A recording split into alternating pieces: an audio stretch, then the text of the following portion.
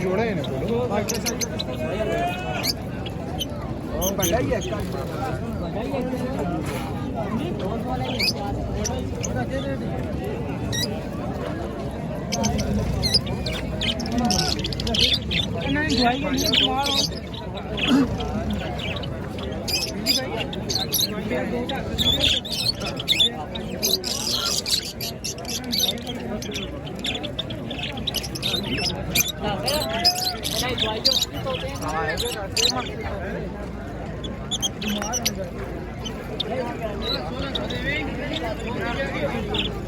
एक लीटर पे एक टकड़ा पाना